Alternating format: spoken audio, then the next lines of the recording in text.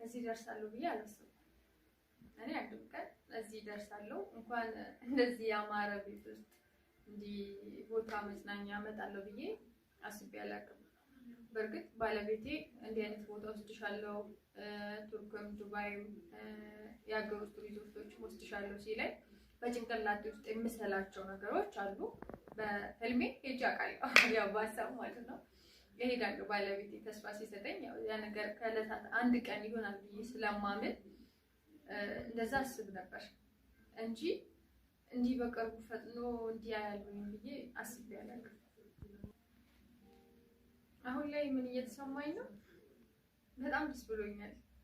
ከምንም በላይ ደግሞ ባለቤቴ አጠገቤ በመሆኑ በጣም ደስ ብሎኛል ከመናገራችሁ በላይ። ያው ከሱ ጋር በቃ እኔ መጀመሪያም ነግሬያችኋለሁ፣ እሱ አጠገቤ እስካለ ድረስ ለእኔ ዓለም ሙሉ ነች። ይሄም ባይሆን ማለት ነው። ግን ደግሞ ፍቅራችን ላይ የሆነ የምትመኙት ነገር ሲጨመርላችሁ በቃ ምን ብዬ ልንገራችሁ፣ ፍቅራችሁ በጣም ነው የሚጨምረው።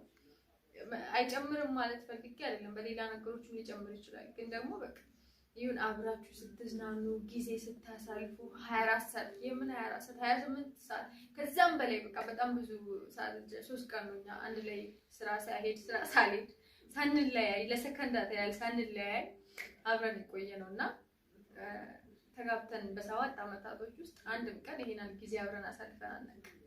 እና በጣም ደስ ብሎኛል፣ በጣም ከምነግራችሁ በላይ ማለት ነው። በጣም